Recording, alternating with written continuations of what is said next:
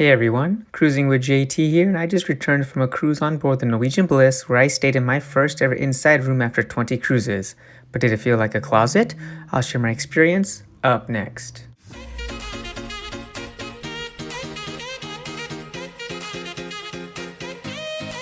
And be sure to hit that like button, everyone, and if you're not subscribed, please do subscribe to my channel and also enable those notifications. I recently got back from a 7-night cruise to Alaska on board the Norwegian Bliss and got a great deal on an inside room. It was such a great deal that was actually even less expensive than a solo studio room, which is smaller. I realized I didn't need access to the solo studio lounge since I've been there before on a tour, and I said to myself, let me get a more spacious inside room for less. If you're wondering how much I spent for the 7 nights, the total cost for the room was only $1,200, which comes out to around $170 per day, and that includes all food, drinks, and entertainment. One of the best cruise deals I've had in a long time for sure. Keep in mind that I did book a guarantee stateroom, which allowed me to get an awesome deal, and I didn't find out where my room was located until a few weeks prior to the cruise. One of the downsides of inside rooms and the reputation they have is that many people feel like they are even more trapped on a cruise ship. They feel like they are living in a closet for a week and in a room with no windows and having no idea where they are or if it can even be claustrophobic. Fortunately, I don't feel that way anywhere, so I decided to go for it, and I'm so glad I did. I was pleasantly surprised at how comfortable and spacious this room was for being an inside room.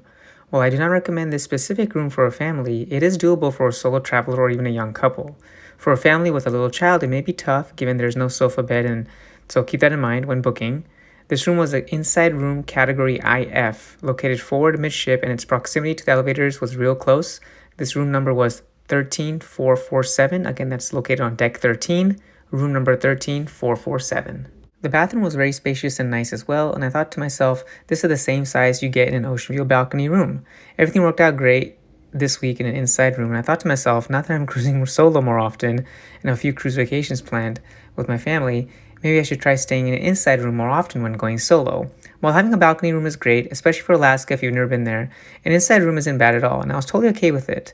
So much that I have another cruise booked in August, once again solo, in an inside room on another cruise line and ship. So I'm hoping for another great experience on that cruise to Alaska. My 2 other cruises this summer are in a balcony room, one at the Caribbean and one back to Alaska to Glacier Bay. So 3 more cruises left in the summer of 2023 for Cruising with JT.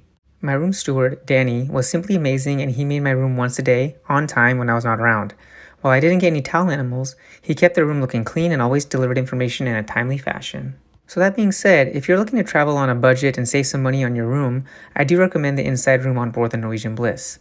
While it isn't the biggest room out there, it's perfectly comfortable for 1 or 2 people who don't mind not seeing the view outside. I have a cruise hack for you though. You can turn on the TV inside your room and go to the channel that shows you the front of the ship, and now you can see outside. There you go. Please leave me your comments and thoughts below along with any questions that you have. Have you stayed in an inside room before? Would you stay in one in the future if the price was right and you had an experience like I did? I'm looking forward to my next inside room experience, and while most of the time I cruise I will stay in a balcony with my family, even solo sometimes if I get a great deal, staying in an inside room was totally okay and not something that you should shy away from. I finally decided to do it on my 21st cruise, so there you go. Until next time, this is Cruising with JT. Be sure to hit that like button and subscribe if you haven't already, guys. And I'll see you again real soon.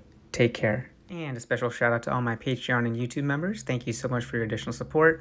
If you'd like to become a Patreon or YouTube member, I'll include the links in the description below. It's basically a behind the scenes view of Cruising with JT and special access to various benefits and perks and inside information into my upcoming videos. So if you do decide to join, I truly appreciate your support. This video is sponsored by MEI Travel. Feel free to reach out to me at cruisingwithjt@gmail.com, and I'll get you connected to my travel agent at MEI Travel. She'll take great care of you, and I'll also include the information in the description below. Thank you so much.